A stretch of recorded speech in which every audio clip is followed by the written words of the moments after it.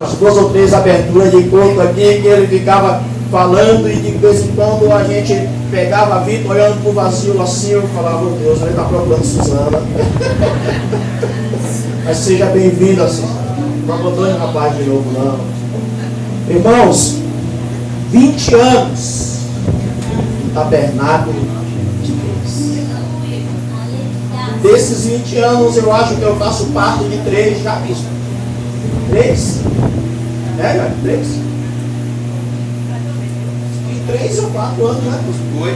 Desses 20 eu faço parte de 3 ou 4 anos. Eu acho que já faz mais, meu irmão. É mais? É. É mais de 4 anos? Então, se vocês estão falando, então é. O tema, Levítico 6, versículo 13. Quem não souber, não vai para o céu.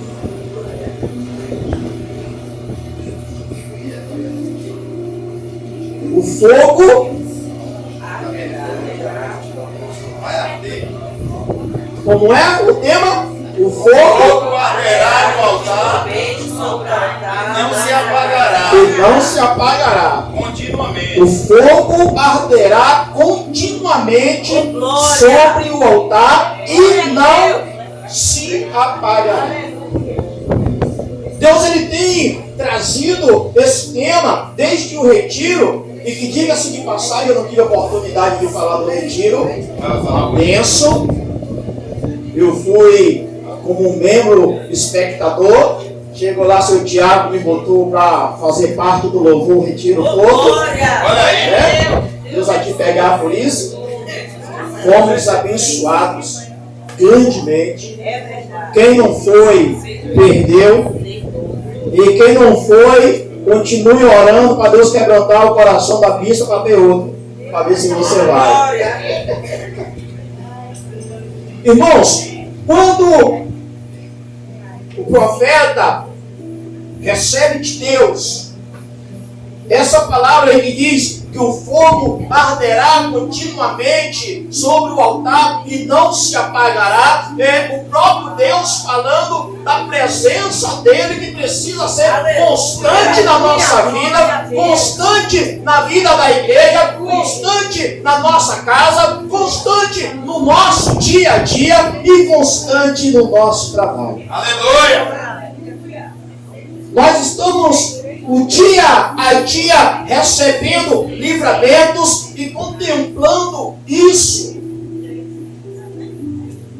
Mas eu preciso querer, eu preciso buscar, eu preciso dizer, Deus, o fogo está se apagando e eu preciso que ele continue aceso. O bispo, na sua ministração, ele pregou quase que 70% do que eu vou pregar aqui. Eu falei, olha, isso aqui eu já não vou precisar falar porque o bispo falou. Pode falar. Abre sua Bíblia aí em 1 Reis. Eu vou usar o tablet só por causa da Bíblia mesmo, irmão, porque a prova que a idade está chegando é a vista que vai dando. E mesmo com os óculos, a letra da minha Bíblia aqui parece que está em constante confronto, mas é a mesma tradução aqui. 1 Reis, capítulo 18. Nós vamos passear um pouquinho na Bíblia, e se eu demorar hoje, é aniversário.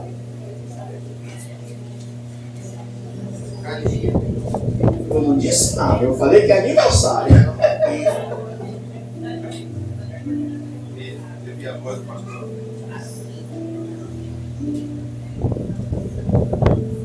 Para que o fogo ele continue ardendo continuamente, nós precisamos restaurar o altar.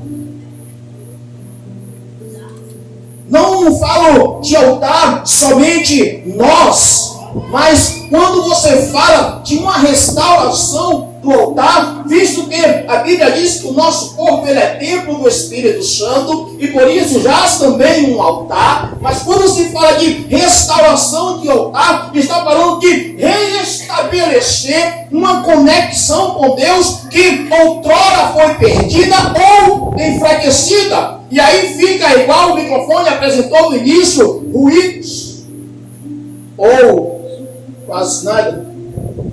Mas é preciso restaurar um altar, é restaurar a conexão com Deus, é preciso manter a chama acesa. E antes de oferecer o sacrifício, veja o que Elias fez. Verso 30. Então Elias disse a todo o povo: aproxime-se de mim, aproxime-se de mim. Observem. Aproximou-se e Elias reparou o altar do Senhor que estava em ruínas, quebrado, abandonado.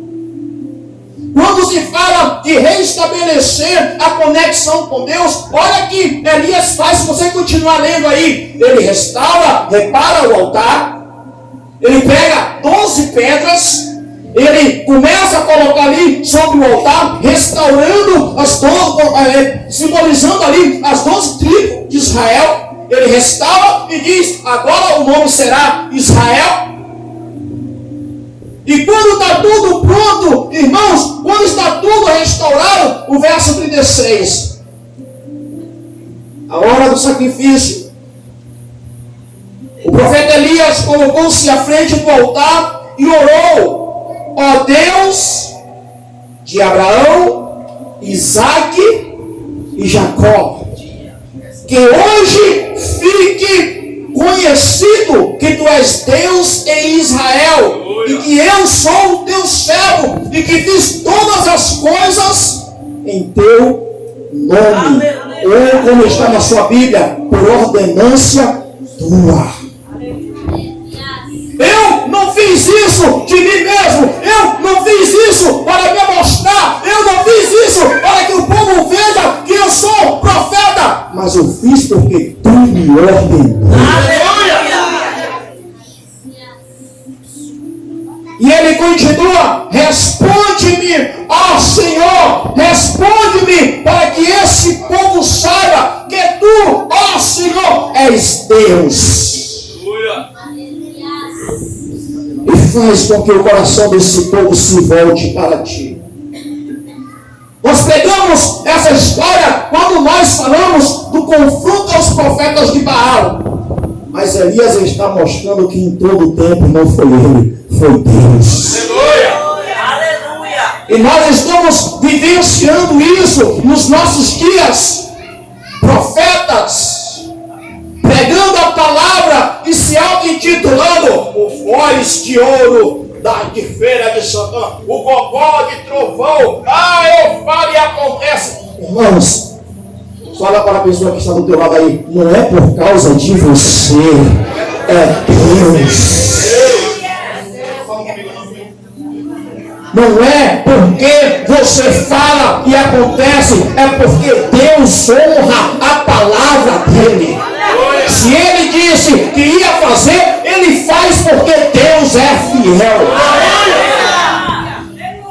Para manter o fogo constantemente aceso, nós precisamos restaurar a comunhão com Deus. A comunhão com Deus, ela foi enfraquecida quando pecamos.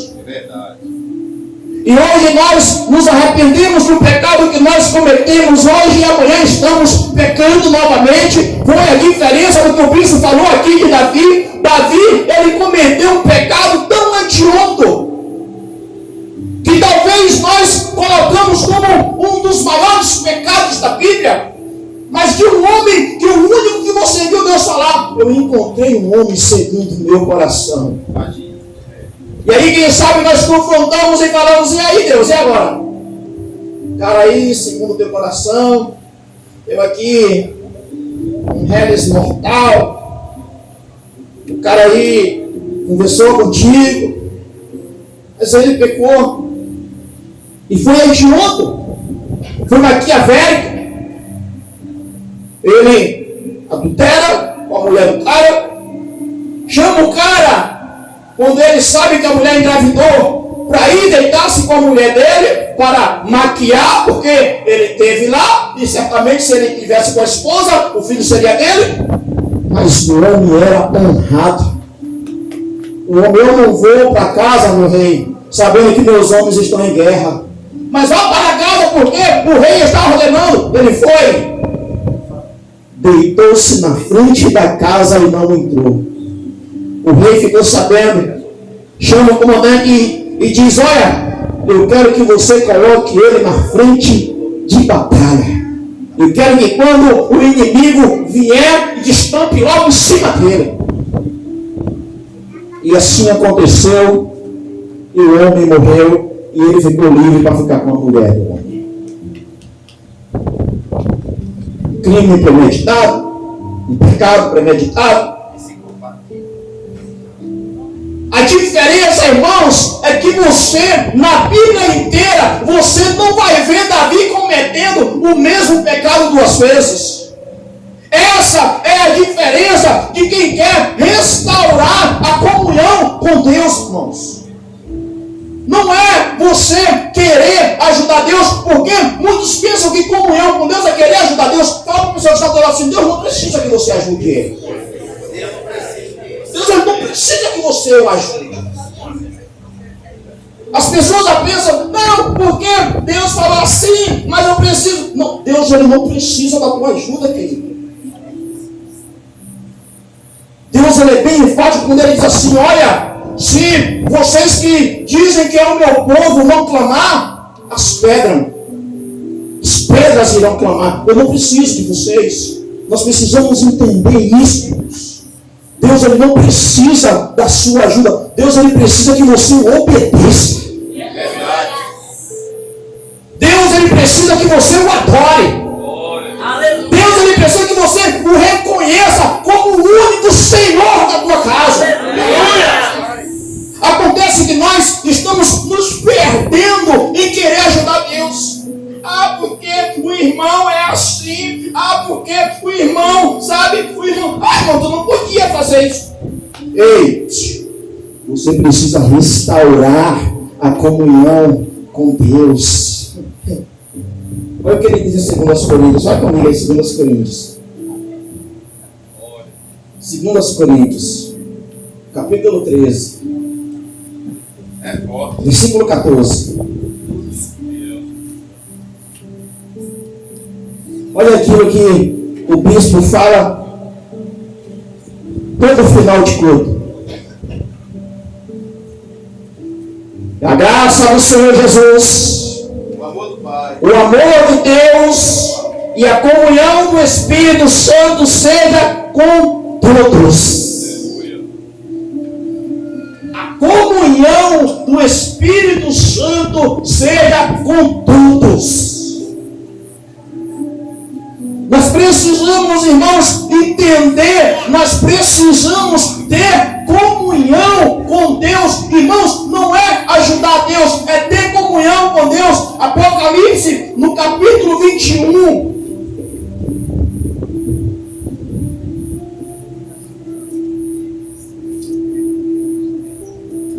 Versículo 3. Diz assim: ouvi uma forte voz que vinha do trono e dizia: agora a igreja de Deus localizada na Artêmia Pires, tabernáculo de Deus. É assim que está escrito aí? É não? Olha direito. Agora o tabernáculo de Deus está com os homens, com os quais ele viverá. Eles serão o seu povo. O próprio Deus estará com eles e será o seu Deus.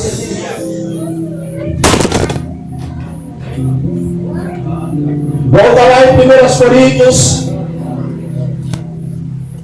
capítulo 1, o verso 9. Fiel é Deus, o qual nos chamou à comunhão com seu Filho Jesus Cristo, o nosso Senhor. Fala com a pessoa que está do lado, você precisa restaurar a comunhão com Deus. Peraí, você precisa restaurar a comunhão com Deus. Por que restaurar? Porque nós temos comunhão. Por que restaurar? Porque quem sabe ela está um pouco esquecida. Por que restaurar? Porque quem sabe ela está um pouco desacreditada. Mas nós precisamos restaurar a comunhão com Deus. Uma oração de confissão secreta com Deus.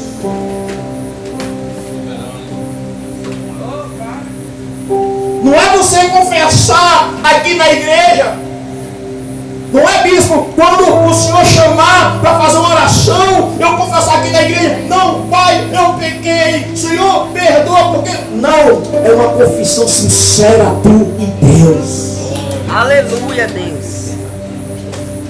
É aquela confissão que Davi fez, que o bispo citou aqui mais cedo.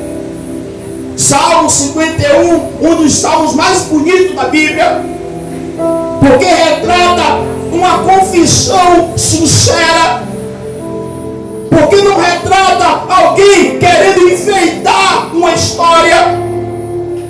Não retrata alguém querendo enfeitar um testemunho. Mas retrata uma confissão sincera de um homem que sabe que traiu o coração de Deus. A confissão sincera de um homem que sabe que foi um transgressor da lei. A confissão sincera de um homem que quer alcançar o céu. A confissão sincera de um homem que quer estar na presença de Deus. Aleluia, Jesus. Versículo 4, ele diz, verso 3: pois eu mesmo conheço as minhas transgressões, e o meu pecado sempre me persegue. Não precisa você apontar o pecado de ninguém. Quando se tem sinceridade diante de Deus, bispo, nós começamos a orar assim: eu conheço os meus pecados, eu conheço as minhas falhas, eu conheço as minhas transgressões, eu conheço o que eu fiz para Deus. E não precisa porque eu aponte o dedo para você, porque o que você fez lá no passado não me interessa.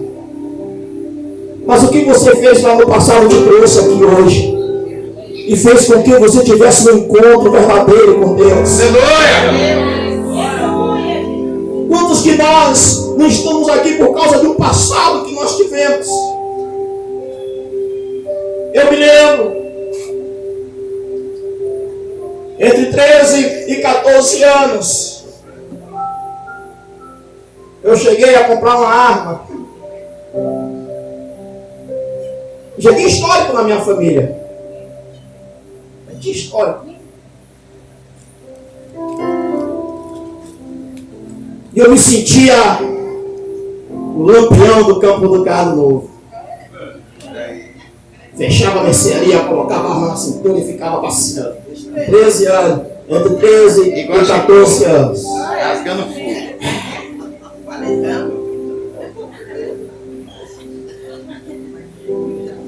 Em uma dessas noites, houve uma discussão com um rapaz, uma briga, e eu saí correndo e dei 2 tiros para cima.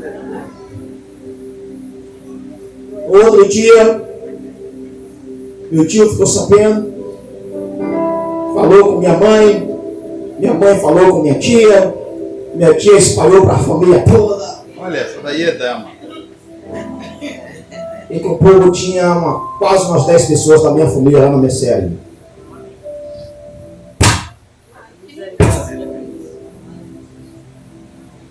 E naquele dia eu peguei aquela arma, eu tinha um amigo, peguei a arma e dei para ele.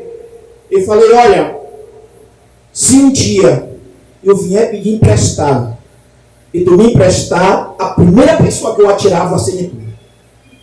Primeiro tiro vai ser: se eu vier pedir emprestado, tu me emprestar, tu se prepara, porque a tua mulher vai ficar viúva. Desse jeito. Isso era um sábado.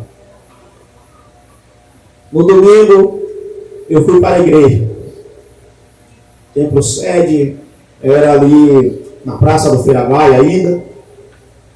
E lá me converti. Glória a Deus. Por causa do meu passado. Me converti entre 13 e 14 anos. E passei 3 anos ainda enrolando. E não sabia se era isso que eu queria, mas com medo. E com 17 anos, no dia 31 de agosto de 1997, aconteceu a verdadeira conversão.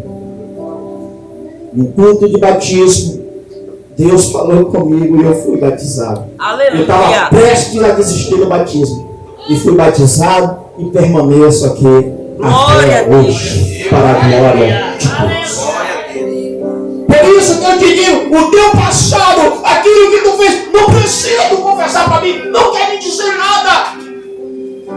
Mas você precisa entender que o teu passado te trouxe aqui hoje. E nós precisamos restaurar a comunhão com o Senhor. Nós precisamos ter um momento de oração com Ele, uma oração de confissão. Senhor, eu pequei, eu transgredi, eu fiz o que era mal diante dos teus olhos. Davi no verso 4 diz assim: contra ti somente eu pequei e fiz o que era mal diante dos teus olhos. Irmãos, quantas vezes nós fazemos o que é mal diante dos olhos de Deus e não confessamos? Porque eu tenho vergonha de confessar. Deus, Ele sabe, Tiago. Deus, Ele só quer que você seja sincero. Ele sabe. Se nós fôssemos olhar para a lógica, não precisava você confessar, porque Deus, Ele conhece o teu coração. Ele sabe que o teu coração está arrependido. Mas Ele precisa que você confesse. A Bíblia diz que aquele que confessa e deixa alcança a misericórdia. Mateus capítulo 23, versículo 12. Nós precisamos de um momento de oração, de humilhação. Nós precisamos nos humilhar.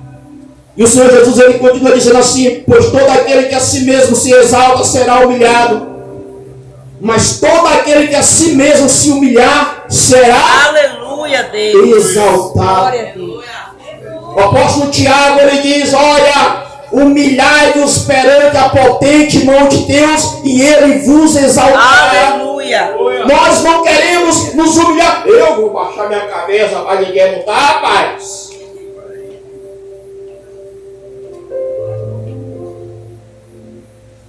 Fala para a pessoa que está toda assim: você precisa se humilhar. Fala para ela: você precisa se humilhar. Você precisa se humilhar. Não é ninguém te humilhar, mas é você mesmo. É você mesmo, sabe? Saber como você precisa chegar diante dele. Nós vimos a parábola de dois homens que subiram para orar. E foi citado aqui, não sei se pela pastora Jaqueline, em uma de suas aberturas aqui. Um batia no peito: graças a Deus te dou, Senhor, porque eu não sou igual aos demais que estão sentados aqui. Sou diferente, sabe? Sou o bambambam, eu sou o gás da Coca-Cola, a última bolacha do pacote, No deserto. a gota d'água no deserto. O outro baixa a cabeça que não consegue nem sequer olhar para o alto e diz: tem misericórdia de mim, ó Deus, porque eu sou pecador. Nós precisamos nos humilhar o tempo inteiro. O apóstolo Paulo nos ensina que nós precisamos reconhecer quem é Deus em nossas vidas. Oração de reconhecimento, como o salmista diz: não a nós, Senhor, não a nós. Se não for ao Senhor, sabe, o reconhecimento. Tudo que a irmã Suzana falou aqui, olha, fez uma cirurgia bem sucedida, a mãe dela desmaia por cima do olho que tinha acabado de ser feita a cirurgia. Quantas coisas tinham para dar errado, irmãos? Perder a visão, ficar com sequela, precisar reabrir a cirurgia para fazer de novo. Mas se não for ao Senhor, Suzana, sua mãe que o diga. Se não for ao Senhor, nós precisamos reconhecer. Nós precisamos reconhecer. Paulo diz assim em 1 Coríntios capítulo 15, verso 57: mas graças a Deus que nos dá vitória por meio do nosso Senhor Jesus Cristo. Nós precisamos reconhecer.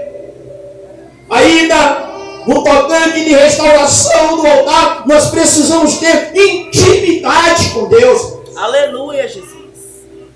Intimidade com Deus vai além de somente entrar no quarto e orar. Intimidade com Deus vai além de que você faça com que Deus Ele confie em você para contar os segredos dele. Salmo de número 25, o versículo 14. O Senhor confia os seus segredos aos que o temem e os leva a conhecer a sua aliança. Intimidade com Deus. Que Deus teve com Abraão, bispo. Porventura eu vou fazer alguma coisa sem que eu conte o meu amigo Abraão? Intimidade que o Senhor teve com Moisés. Moisés chega para Deus: ah, Deus, se tu não vou perdoar esse povo, aí risca meu nome também no caminho para ele, não cai não. Quem aqui tinha coragem de falar isso para Deus? Deus salva a minha família, se tu não salvar a minha família, risca meu nome também. Quem tem essa coragem de falar isso aqui? Tem alguém? Intimidade com Deus. Deus cura essa pessoa aqui. Se tu não curar, pode me levar também. Hã? Tem essa coragem? Tem, bispo? Mas Moisés teve. A intimidade que nós maquiamos ter com Deus. Pastora Bia, Deus está me dizendo que tu vai ser vitoriosa e que tu vai cantar do outro lado. A intimidade que nós queremos ter com Deus. Mas se eu fosse profetizar para você, pastora Bia, eu diria: pastora Bia, você não vai cantar do outro lado. Você precisa enfrentar as suas batalhas. Miriam cantou do outro lado depois de uma vitória. Você precisa enfrentar as suas guerras cantando. Aleluia.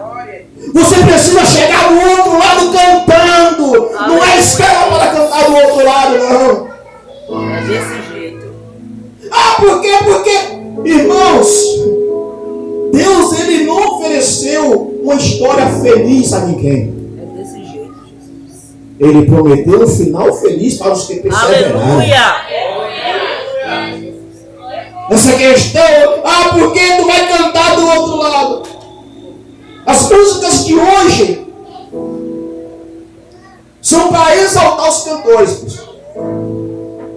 Eu estava escutando um pregador, não sei se o irmão Anderson que postou no status dele, eu acompanho muita coisa boa o irmão posta lá. E ele falando isso de alguns cantores. Tem uma música que eu cantava e eu tocava no rádio do carro e achava bonita. Sabe? As músicas hoje são músicas que exaltam o cantor. E poucos louvores hoje falam o nome de Deus. Poucos. A canção que nós cantamos, só quem tem raiz suporta o que eu suportei. Só quem tem raiz. Né?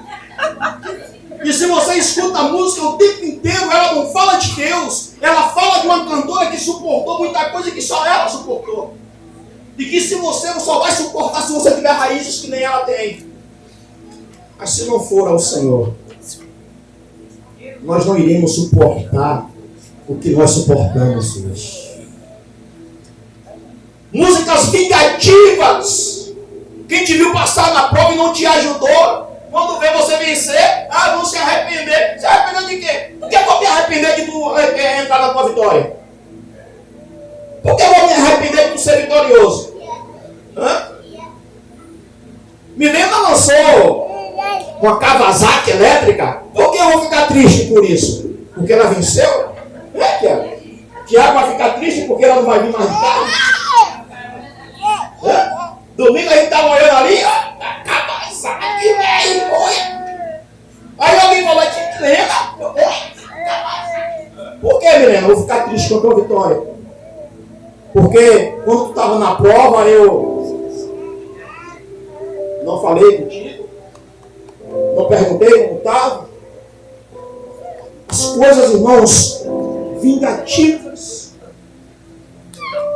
Sabe o que é que nós precisamos fazer, irmãos? Fala para teu irmão assim, você precisa manter o fogo aceso. Fala para ele, você precisa manter o fogo aceso. Nós precisamos manter o fogo aceso. É verdade, Jesus. Nós não podemos, em momento algum, irmãos, esquecer do que o Senhor nos fez. Não é pelo que nós vemos, é pelo que nós cremos. Todo dia nós temos um livramento. Alguns Deus nos mostra que está nos dando o livramento. Outros nós percebemos quando nós chegamos em casa. E nós podemos dizer, Ebenezer, até aqui nos ajudou o Senhor. Glória a Deus. Para manter o fogo aceso, primeira coisa que nós precisamos entender. Nós vamos entrar em uma guerra espiritual. Não tem como você manter um fogo aceso, a chama queimando no altar sem uma guerra espiritual. Apocalipse capítulo 2, o versículo 10, diz assim, olha, não tema as coisas que vocês estão para sofrer. O diabo, ele lançará alguns de vós na prisão, e passarei por uma tribulação de 10 dias.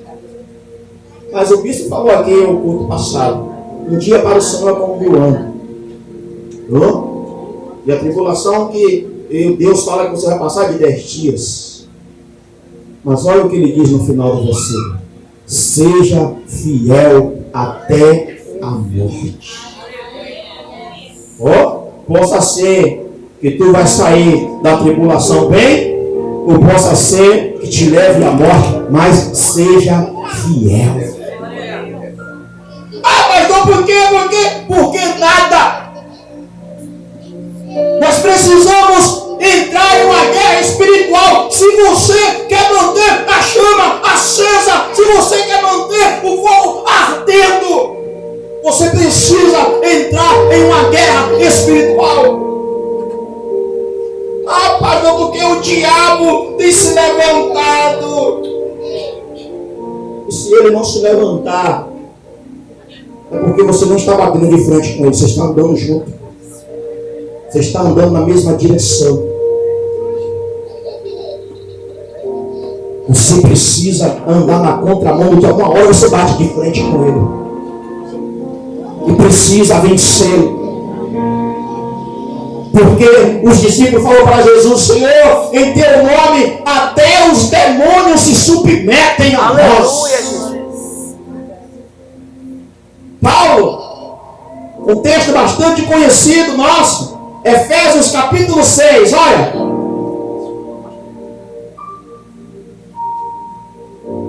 Versículo 12, pois a nossa luta ela não é contra os seres humanos. Na sua Bíblia diz assim, não é contra a carne e o sangue, é contra os poderes tenebrosos deste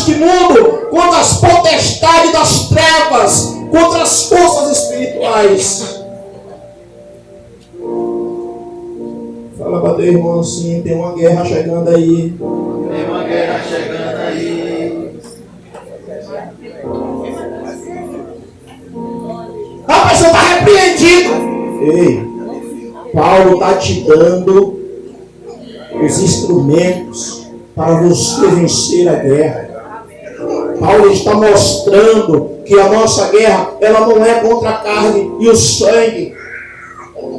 E 2 Coríntios, Paulo ainda continua nos mostrando isso. Olha, 2 Coríntios capítulo 10, o verso 4 e 5. As armas com as quais lutamos não são humanas. Ao contrário, são poderosas em Deus para destruir fortalezas. Destruímos argumentos e toda pretensão que se levanta contra o conhecimento de Deus. E levamos cativo todo pensamento para torná-lo obedientes a Cristo. As armas que você tem para lutar, irmão, não são as humanas. Às vezes nós queremos lutar contra a carne. Ah, porque a toalha está em cima da cama molhada. Ah, porque está apertando no meio da pasta. Ah, porque está botando o papel higiênico saindo por baixo. Nós queremos lutar contra a carne. Nós queremos lutar contra a carne.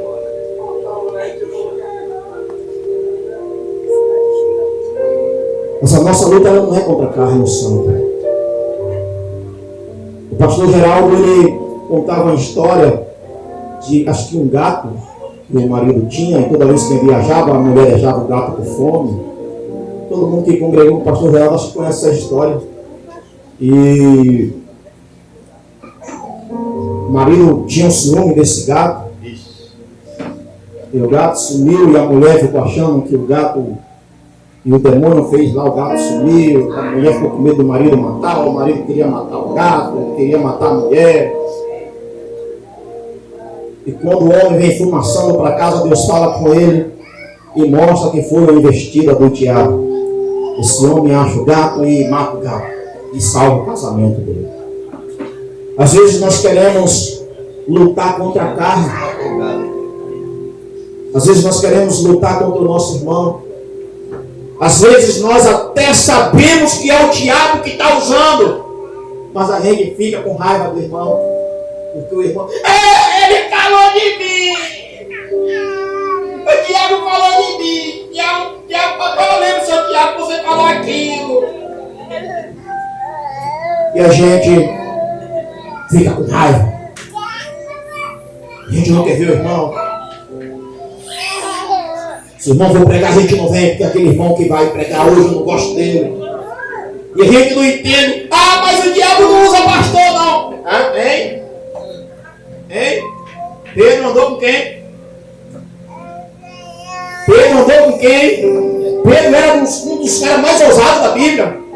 Tudo que Jesus falava, como é isso aí, Senhor? Quando Jesus vem andando em cima da água, é do mesmo, manda que eu vá também ali, venha. Pedro vai lá e... Pedro foi um dos homens, irmãos, tão ousado, que tudo que Jesus fazia, Pedro queria fazer. Mas houve um momento que, quando Jesus falou, o diabo usou Pedro e Jesus vira para ele e diz assim: para trás de mim, Satanás. Tu não conhece as coisas de Deus. Pedro andou com Jesus, aprendeu com Jesus e foi usado pelo diabo.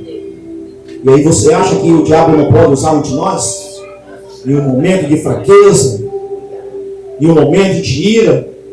O texto que o bispo falou aqui, ó, que nós lemos, lembra o verso 4, se eu não me engano, do salmo que o bispo leu? Perturbai-vos.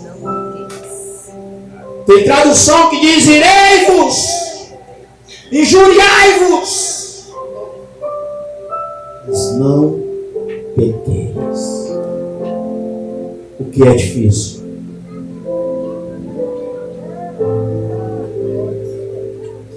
Para manter a chama acesa, eu estou terminando já, viu? Nós precisamos de prioridades. Qual é a tua prioridade? Às vezes nós queremos algo de Deus, oramos, e aí achamos que Deus já respondeu e nos esquecemos que precisamos ser constantes na oração, constante naquilo que nós pedimos. Em Mateus capítulo 6, o verso 33, que quem não souber não vai entrar no céu. Se você não lembra o que está escrito, você vai lembrar quando eu começar a ler. Mas buscai em primeiro lugar e a sua justiça, e todas as outras coisas serão acrescentadas. Prioridades.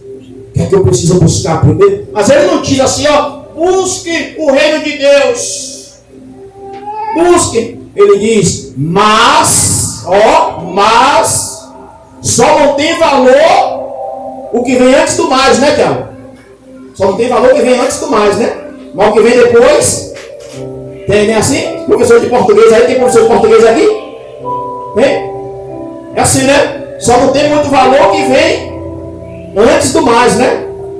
Você diz assim, eu vou fazer, mas, aquele eu vou fazer já caiu por terra, né? Mas está escrito aqui, mas buscai em primeiro lugar, em primeiro lugar, o reino de Deus. Está falando de prioridade. Às vezes, irmãos, nós queremos tantas coisas e não acontece porque nós não priorizamos aquilo que realmente precisa ser priorizado. O salmista, no Salmo de número 27, ele traz algo para nós.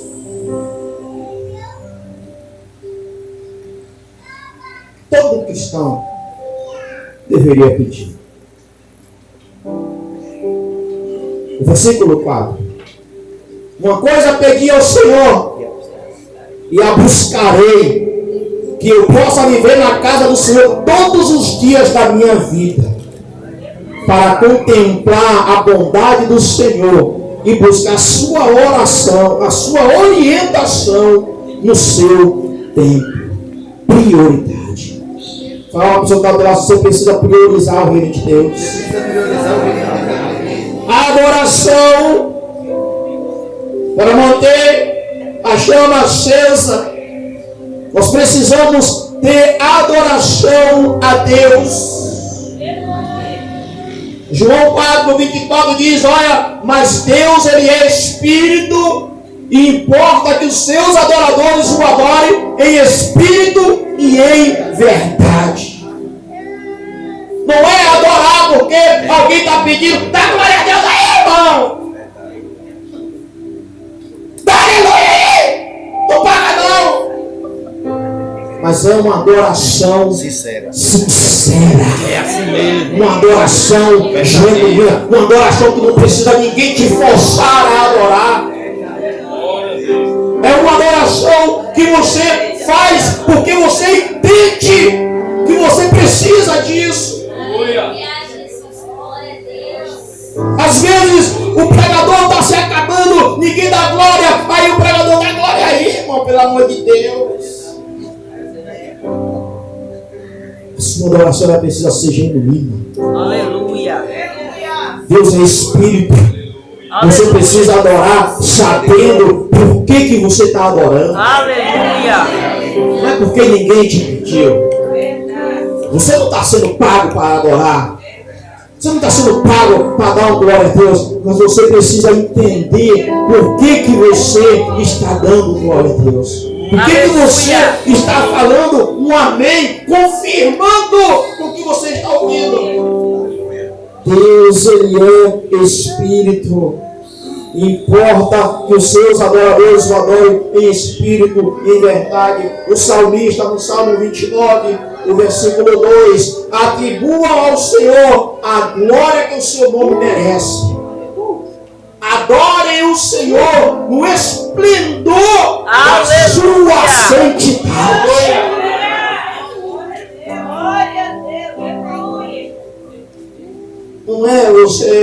boca de qualquer forma. Não é alguém falar que o cachorro dele morreu e você dizer glória a Deus. Aleluia, Deus vai restaurar, irmão. Deus vai te dar outro cachorro. Mas é adorar a Deus sabendo por que você está adorando. Aleluia, Jesus. É adorar a Deus entendendo o que você está fazendo. É entender que manter o fogo aceso tem um propósito. Não é simplesmente o fogo vai arder continuamente no altar. E o propósito disso? Qual o propósito? Se você pega a história de Levítico 6, Deus está falando para o profeta: o povo vai pecar, o povo vai transgredir, o povo vai fazer o que é mal diante de meus olhos. Mas se o povo fizer isso, tu vai levantar um altar, tu vai limpar o altar, tu vai tirar a cinza, porque se você for acender um fogo numa churrasqueira suja, ele não pega. Você tem que limpar, você tem que tirar a cinza. Você vai montar o altar e vai acender o fogo e vai manter esse fogo aceso. E toda vez que o povo pecar, tu vai oferecer um sacrifício. Aleluia. O propósito do fogo aceso é purificação. O fogo no altar não vai se apagar, a chama vai continuar ardendo para que nós venhamos ser purificados. Provados. Purificado como um ourive purifica o ouro do fogo, a prata. Malaquias no capítulo 3, é um texto conhecido.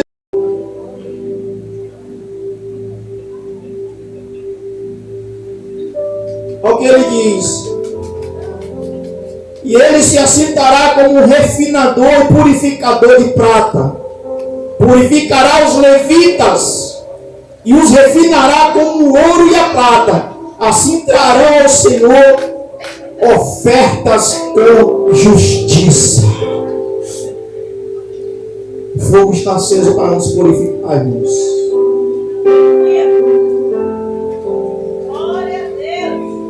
O fogo ele continuará aceso para nos mostrar a presença de Deus. Foi assim na sarça.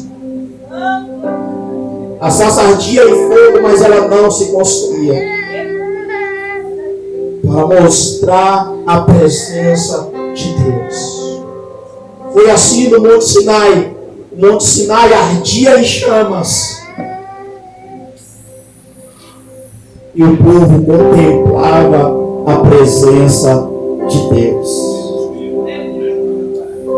O fogo permanece aceso, bispo, para nos ajudar a sermos melhores, nos ajudar a ajudar uns aos outros. Nos lembramos de uma das guerras que Moisés enfrentou. Você se lembra também? Está escrito lá em Êxodo 17 que quando as mãos de Moisés estavam baixas, o povo perecia. Quando a mão de Moisés estava erguida, o povo de Deus vencia a guerra. Então Arão coloca uma pedra debaixo de Moisés e seguram as suas mãos erguidas, e o povo de Deus vence a batalha. Você já imaginou se o povo começa a criticar, não é o líder? Viu a sarça ardendo em fogo, o Monte Sinai ardendo em fogo, trouxe as tábuas, fez tantos milagres, e as pragas lá, você lembra das pragas? E agora está cansado, não aguenta erguer as mãos. O irmão que quer ver o outro crescer não critica, mas ajuda. Por causa da ajuda de seus amigos, eu vou colocar como amigos, irmãos, a ajudar a erguer as mãos, o povo de Deus vencia a guerra. Hoje, Nós precisamos entender, não adianta o fogo estar ardendo no altar se nós não nos tornarmos melhores. Se nós não decidirmos nos ajudar. E se Deus se calar, eu vou continuar clamando, porque até no silêncio Ele fala. Aleluia. E se meu irmão cair, eu preciso ajudá-lo a levantar. Porque o soldado que é soldado não deixa um amigo para trás. Nós precisamos entendermos. Nós oramos, nós cantamos e falamos que Deus está no controle de tudo. Se Deus está no controle de tudo, nós precisamos pedir a Ele para nos ajudar. Nos ajudar a manter a chama acesa. Nos ajudar a manter o altar limpo.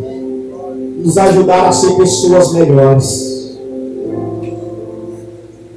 Fala para a pessoa que está falando assim: Deus vai restaurar o altar e a tua chama não se apagará. Não se apagará. Eu queria que você se colocasse de pé. Vamos assim, Tiago?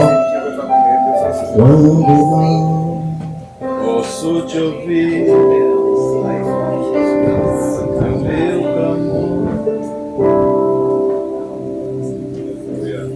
Quando não posso te ouvir, e o meu clamor já não muda. São coisas que estão em ilusão,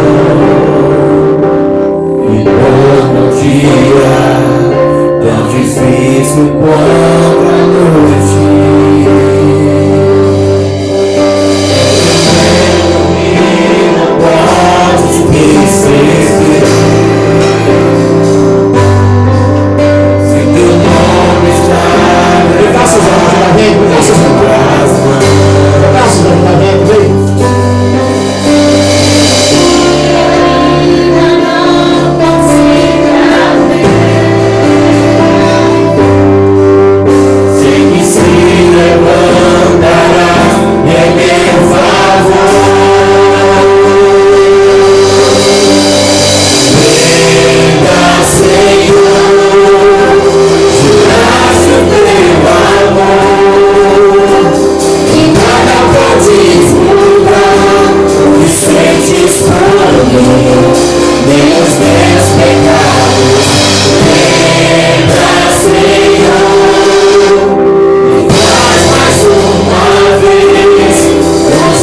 See